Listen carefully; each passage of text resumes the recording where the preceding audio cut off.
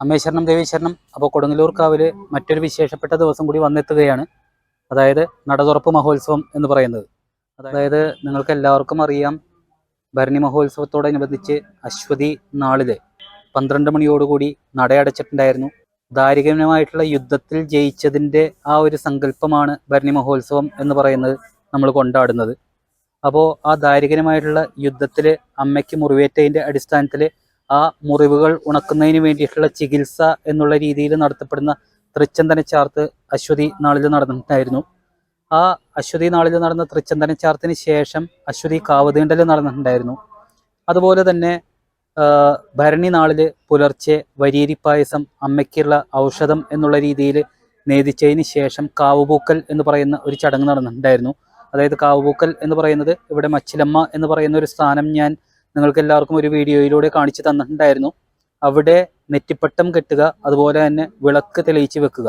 അതായത് ഈ നടയടച്ച് കിടക്കുന്ന ആ ഒരു അവസ്ഥയിൽ അല്ലെങ്കിൽ ആ ഒരു സാഹചര്യത്തിൽ അമ്മ ഭക്തർക്ക് ദർശനം നൽകുന്നത് മച്ചിലിരുന്നിട്ടാണ് എന്നുള്ള ഒരു സങ്കല്പമാണ്.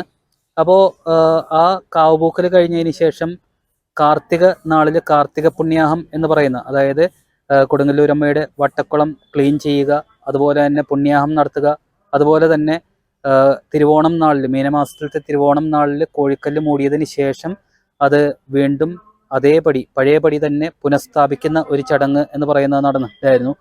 ആ അശ്വതി നാളിൽ നടക്കുന്ന തൃച്ചന്ദന ചാർത്ത് പൂജകൾക്ക് ശേഷം അടുത്ത ദിവസം ഭരണി നാൾ മുതൽ 6 ദിവസം വ്യത്യസ്ത യാമങ്ങളിലായിട്ട് ഭഗവതിക്ക് പ്രത്യേക പൂജകൾ നടക്കുന്നുണ്ട്. ഇതെല്ലാം കഴിഞ്ഞതിന് ശേഷം ഏപ്രിൽ 7-ാം തീയതി തിങ്കളാഴ്ച പുലർച്ചെ 4 മണിക്ക് അമ്മയുടെ നട തുറക്കുകയാണ്. അപ്പോൾ ഞാൻ കഴിഞ്ഞ വർഷവും ചെയ്തിട്ടുണ്ടായിരുന്നു. അതായത് ഏത് ദിവസമാണെന്നുണ്ടെങ്കിലും അമ്മയെ കാണുക എന്ന് പറയുന്നത് നല്ലൊരു ഭാഗ്യം തന്നെയാണ്. അതുപോലെ തന്നെ അമ്മ നല്ല ശക്തി സ്വരൂപിണിയായിട്ട് തന്നെ നിൽക്കും എന്നുള്ളത് തന്നെയാണ്. എന്നുണ്ടെങ്കിൽ പോലും ദേവതാസങ്കല്പം എന്ന് പറയുന്നത് നമ്മൾ കണക്കിലെടുക്കണമല്ലോ. അതായത് ഓരോ ക്ഷേത്രത്തിലും പ്രതിഷ്ഠ നടത്തുന്നു, ആ പ്രതിഷ്ഠയ്ക്ക് വേണ്ടതായിട്ടുള്ള കർമ്മങ്ങൾ അല്ലെങ്കിൽ പൂജാതി കർമ്മങ്ങൾ ചെയ്യുക എന്നുള്ളതെല്ലാം നമ്മൾ കണക്കിലെടുക്കണം. അപ്പോൾ അമ്മയുടെ ആ ദാരു വിഗ്രഹത്തിന് ശക്തി അല്ലെങ്കിൽ ഊർജം കൂടുതൽ നൽകുക എന്നുള്ള രീതിയിൽ നടക്കുന്ന പൂജകളാണ് ഈ 7 ദിവസങ്ങളിലായിട്ട് നടന്നിരുന്നത്. അപ്പോൾ ആ ഒരു പൂജകൾക്ക് ശേഷം പൂർണ്ണ ആരോഗ്യവതിയായി അമ്മ വീണ്ടും ഭക്തർക്ക് ദർശനം നൽകുന്നു എന്നുള്ളതാണ് സങ്കല്പം. അതുകൊണ്ട് തന്നെ വളരെ വിശേഷാൽ ദർശനം, വളരെ ഭക്തർക്ക് ഏറ്റവും കൂടുതൽ ഗുണങ്ങൾ പ്രദാനം ചെയ്യുന്നത് എന്നെല്ലാം ഞാൻ കഴിഞ്ഞ വർഷം വീഡിയോ ചെയ്തപ്പോൾ പറഞ്ഞിട്ടുണ്ടായിരുന്നു. അത് വീണ്ടും ഞാൻ ആവർത്തിക്കുന്നില്ല. വളരെ വിശേഷപ്പെട്ട ദർശനം എന്ന് തന്നെ പറഞ്ഞ് നമുക്ക് ചുരുക്കാം.